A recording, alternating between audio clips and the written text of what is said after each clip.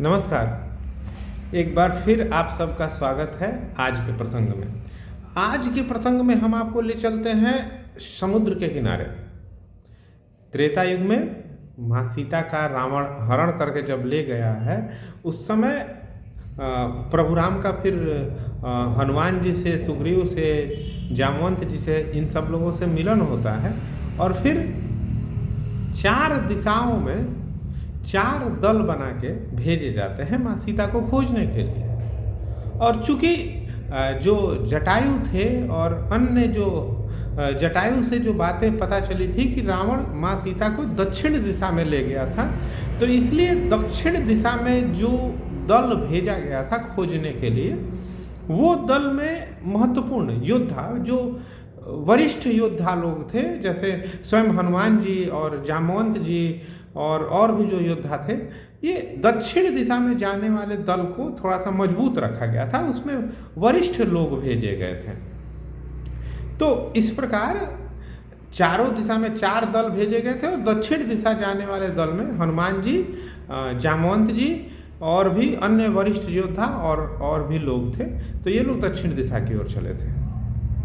चलिए अब देखिए, प्रभु राम मानव लीला में आए हैं और मानव जन्म लिए हैं, मानव अवतार लिए हैं, तो उसमें सारे जो एक मानव कर सकता है उस तरह से वो कर रहे हैं। उनकी पत्नी का अपहरण हो चुका है, तो उन्हें खोजने के लिए एक क्या करना चाहिए, एक सूझबूझ वाले व्यक्ति को हर दिशा में खोजने भेजो। उन्होंने भी हर दिशा में हर तरफ खोजने के लिए टीम बना के, दल बना के भेज दिए हैं।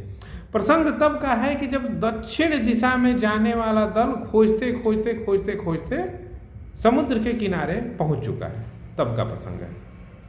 बड़ी मज़ेदार प्रसंग है, रोचक प्रसंग है, ध्यान से सुनिए। और अच्छा लगे तो वीडियो को लाइक कर लीजिएगा, सब्सक्राइब कर लीजिएगा और लोगों तक शेयर कर लीजिएगा।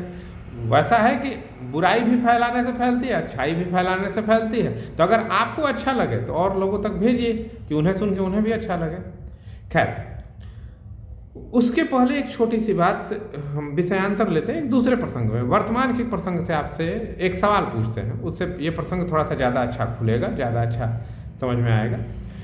आप बताइए, कोई आदमी अच्छा है या बुरा है, ये कैसे पता चलता है? या आपको ही अगर जब डाउट होता है कि हम अच्छा आदमी है कि बुरा आदमी है, तो आप कैसे पता करते हैं? तमाम तरीके हो सकते हैं कि आप क्या मैंने भलाई करते हैं, अच्छा सोचते हैं, किसी का बुरा नहीं सोचते, नुकसान नहीं करते, अपराध नहीं करते। तमाम पैरामीटर हो सकते हैं। हर आदमी के जीवन के अलग अलग पैमाने हो सकते हैं कि वो कैसे जज करता है, कैसे मापता है कि ये अच्छा आदमी है कि ये बुरा आदमी है, मैं अच्छा आदमी हूँ कि मैं बुरा आदमी हूँ।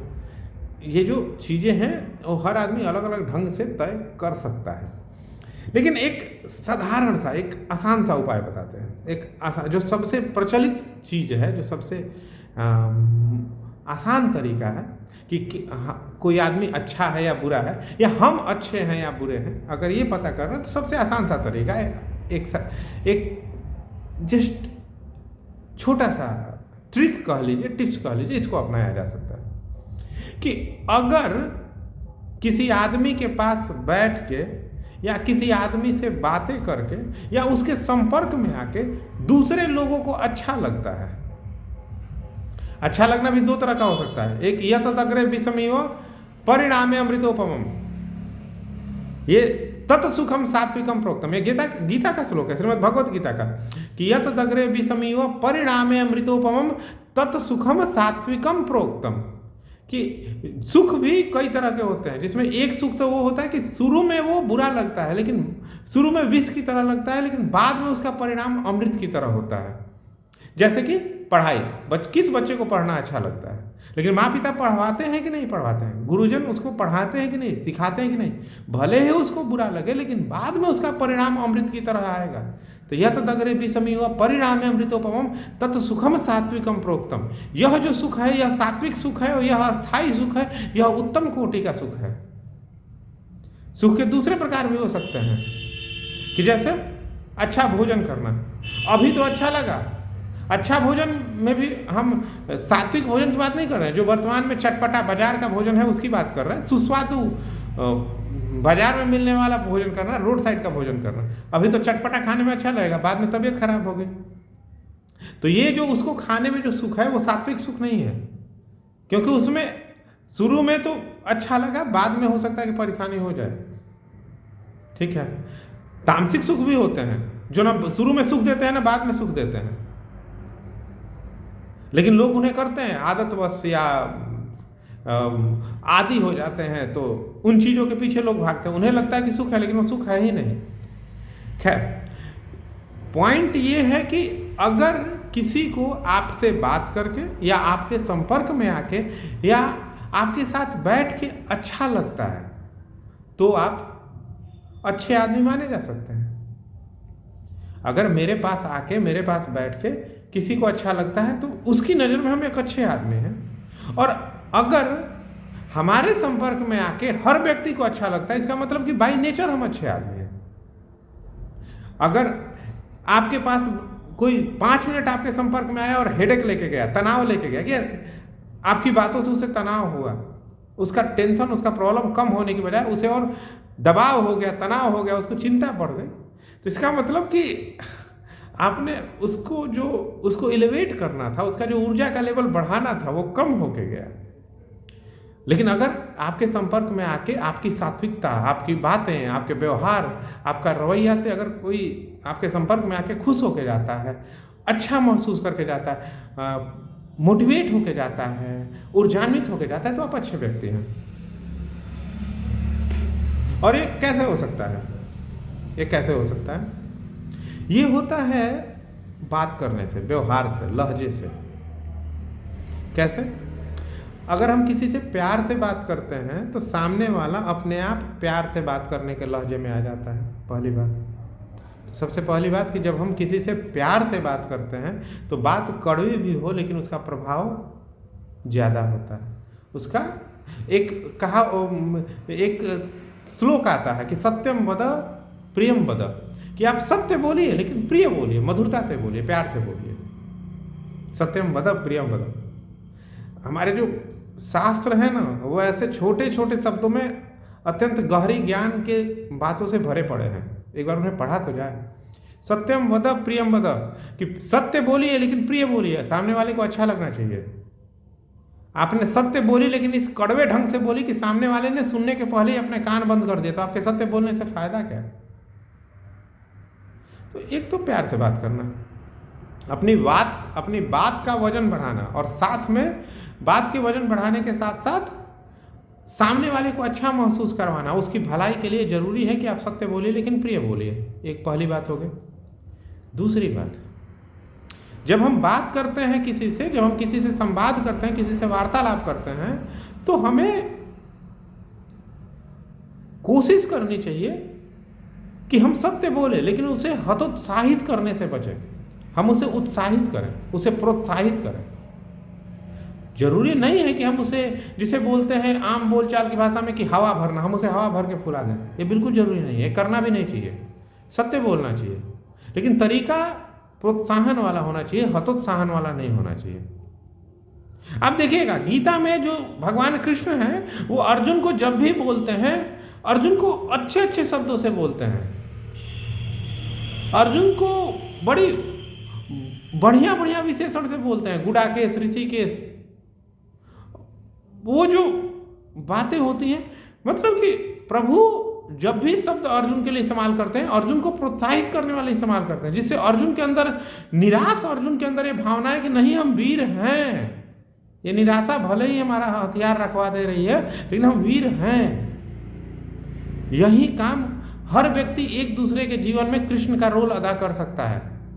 सत्य बोलिए, प्रिय बोलिए, प्रोत्साहित करने वाले वाक्य बोलिए, हतोत्साहित करने वाले वाक्य मत बोलिए। ये किसी और किसी और से बात करने के साथ साथ अपने लिए भी बहुत जरूरी है कि जब हम अपने से बात करते हैं ना, जब अपना आत्म मूल्यांकन करते हैं, तो हमें अपना आत्म मूल्यांकन भी हतोत्साहित, अपने आप को हतोत्साहित करने वाले शब्द नहीं बोलने चाहिए। अपने लिए भी नहीं सोचने चाहिए कि मैं ये नहीं कर सकता, मैं ये नहीं कर पाऊंगा, मेरे पास ये संसाधन नहीं है, वो संसाधन नहीं है। आप खुद से बोल के तो देखिए कि मैं ये कर सकता हूं, मैं ये कर लूंगा। दिमाग हमारा अपने आप रास्ता दिखा देता है। भगवान की बहुत अनुपम कृति है हमारा दिमाग। ईश्वर से मिला हुआ अनूठा देन है हमारा शरीर, और उससे भी अनूठा देन है हमारा दिमाग। इस्तेमाल करके तो देखिए। तो दूसरी होगी प्रोत्साहन, और तीसरी हो गई, एक चीज समझिए, अभी मैंने बोला कि हमारा दिमाग बहुत ही पावरफुल है, हमारे दिमाग में बहुत अपार क्षमता है। कई बार होता है कि हमें ही अपनी क्षमता का अंदाजा नहीं होता, हमें ही पता नहीं होता कि हमारी क्षमता कितनी है। अगर ऐसे में कोई हमारे पीठ पे हाथ रख के या हमें प्रोत्साहित करके बस बोल देता है कि हो जाएगा, चलो चलते रहो, हो जाएगा। यही तो काम होता है गुरुजन का। गुरु का काम यही तो होता है कि अरे तुम बढ़ो ना, हम हैं साथ में, रास्ता यही है, चलो ये नहीं है ये पकड़ लो, है। तो अगर आप किसी को प्रोत्साहित कर सकते हैं कि उसे उसकी क्षमताओं की याद दिला सकते हैं कि ये हो सकता है, तुम करोगे, तुम में है क्षमता, ऐसी बातें किसी से करके देखिए ना, सामने वाला को आपके साथ इतना अच्छा लगेगा कि वो बार बार आपके पास आना, आपसे संपर्क में आना उसे अच्छा लगेगा, उसे आपसे बात करना पसंद होगा। ये तरीके हैं एक अच्छा वार्तालाप करने वाला बनने के लिए। आपके जो एक बोलते हैं ना कि कम्युनिकेशन स्किल कैसी होनी चाहिए, कम्युनिकेशन स्किल का किसी भाषा से संबंध नहीं है कि हम इंग्लिश में बोलेंगे तो हमारी कम्युनिकेशन अच्छी है, या हिंदी में बोलेंगे तो अच्छी है, या भोजपुरी में नेपाली में बोलेंगे तो अच्छी है। आप किसी भी भाषा में बोलिए, जो कम्युनिकेशन के बेसिक इंग्रेडिएंट हैं, सत्यम वद प्रियम वद, इस तरह से बात बोलिए कि आप अच्छी बात बोलिए, और इस तरह की बात बोलिए कि सामने वाले को अच्छा लगा। कैसा? सात्विक अच्छा लगे, तामसिक अच्छा नहीं, सात्विक अच्छा लगे, कि बात खराब भी हो तो उसे फायदे की हो। आपकी कम्युनिकेशन स्किल यही है बात करने का तरीका। घर अगर ये सारी बातें समझ ली हैं आपने, तो प्रसंग पे आइए, बड़ी मजा आएगा।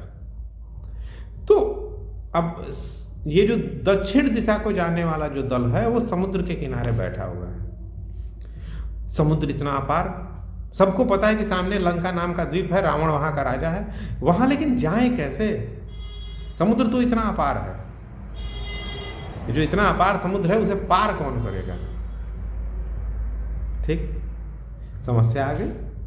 सब लोग बैठे हुए हैं, हनुमान जी भी बैठे हुए हैं। ये वही हनुमान जी हैं जिन्होंने बचपन में, कहते हैं कि सूरज तक पहुंच गए थे। वो प्रसंग कभी सुनाएंगे, बचपन में सूरज तक पहुंच गए थे, और उस समय उनको श्राप मिला था कि आप अपनी शक्ति को भूल जाएंगे। आमतौर पर हर मनुष्य के साथ यही होता है, वो अपनी क्षमता को भूले रहता है कि मेरे अंदर कितनी क्षमता है, मेरी कैपेसिटी कितनी ज़्यादा है। अधिकांश लोग ये भूल चुके रहते हैं, उन्हें पता ही नहीं रहता कि उनकी क्षमता कितनी ज़्यादा है। उन्हें लगता है कि हम सीमित हैं, संकुचित हैं, हमसे नहीं हो सकता। हनुमान जी के साथ यही स्थिति थी। तो उस समय जामवंत जी ने कहा, पवन तनया बल पवन समाना, का चुप साध रहे बलवाना। उस समय जामवंत जी ने हनुमान जी से कहा कि हे पवन तनय, आप में पवन के समान बल है, और आप क्यों चुप्पी साधे हैं? पवन तनय बल पवन समाना, का चुप साध रहे बलवाना। और इस तरह के उन्हें याद दिलाई कि जरा याद करो पवन सुत अपना बालपन, हे पवन सुत अपना बालपन याद करो जब तुम सूर्य तक उड़ गए थे। इस तरह की बहुत सारी बातें कही, और तब हनुमान जी को याद आया कि अरे नहीं, हमारे पास तो उड़ने की शक्ति है, हम तो पार कर सकते हैं समुद्र को। और उन्होंने उस समुद्र को लांघा था। जामवंत जी, हनुमान जी अगर समुद्र पार कर पाए, तो यहाँ जामवंत जी की भूमिका उनसे ज़्यादा महत्वपूर्ण थी, जो एक गुरुजन की भूमिका होती है, जो एक अच्छे साथी की, एक अच्छे दोस्त की, एक गुरु की भूमिका होती है। यहाँ पे जामवंत जी ने वो भूमिका अदा की थी। और अगर आप ये भूमिका किसी के जीवन में अदा कर पाते हैं, तो आप एक अच्छे इंसान हैं। अपने लिए भी अदा करिए, अपने आप को भी मोटिवेट करिए। सुबह सुबह जब उठते हैं और आईना देखते हैं, तो बताइए कि हैं, हम अच्छे हैं, हमारे अंदर क्षमताएं हैं, हम बहुत कुछ कर सकते हैं और बहुत कुछ करेंगे। आज के दिन हम अच्छा करेंगे अपने लिए, अपने जीवन के लिए, अपने बेहतरी के लिए। और अगर हम किसी के संपर्क में आते हैं, तो हमारी कोशिश होगी कि हमारे चलते उसके जीवन में अच्छाई हो। और जब हम सब लोग अच्छाई के लिए प्रयास करेंगे, तो दुनिया अच्छी बनेगी। दुनिया अच्छी है भी, बुराई अच्छाई तो चलते रहती है, लेकिन हमारी कोशिशों से ही दुनिया अच्छी बनती है, हमारी सामूहिक कोशिश से दुनिया अच्छी बनती है। हम अगर किसी से प्यार से बात करेंगे, वो किसी से प्यार से बात करेगा, वो किसी से प्यार से बात करेगा, वो वापस हमारे पास लौट के आएगा। प्यार से बातें करने का एक चक्र बनेगा। हम जो फैलाते हैं वो हमारे पास लौट के आता है। हम अगर शुरू से ही उखड़ के बात करेंगे, उखड़ते उखड़ के बात करने का चक्र फिर वापस हमारे तक आएगा और हमें बुरा लगेगा और हम कहेंगे कि अरे हम कितने खराब हैं, दुनिया कितनी खराब है, कोई ढंग से बात ही नहीं करता। अच्छे से बात करके तो देखिए, अपने आसपास अच्छाई फैलाइए, अच्छाई वापस आप तक लौट के आएगी और फिर आपको अच्छा लगेगा।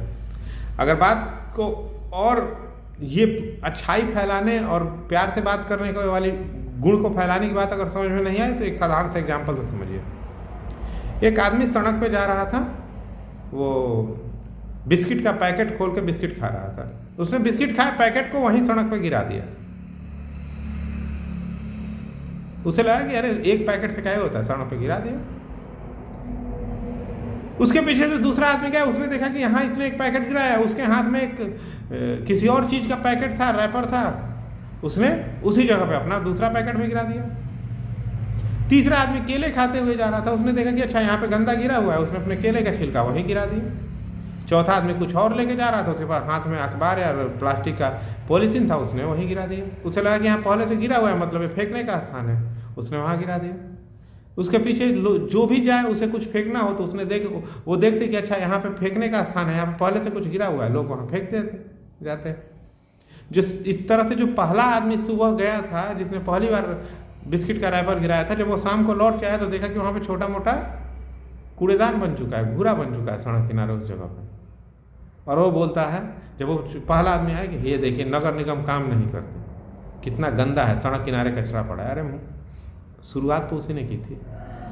ये हर चीज़ में ऐसा है, जब हम बुराई फैलाना शुरू करते हैं बुराई फैलती है, अच्छाई फैलाना शुरू करते हैं अच्छाई फैलती है और वापस हमारे तक आती है। कैसा लगा आज का प्रसंग और आज की बातें? उम्मीद है अच्छा लगा होगा। अच्छा लगा तो वीडियो को लाइक करिए, शेयर करिए, चैनल को सब्सक्राइब करिए। फिर मिलते हैं किसी और वीडियो में किसी और प्रसंग के साथ। तब तक के लिए नमस्कार।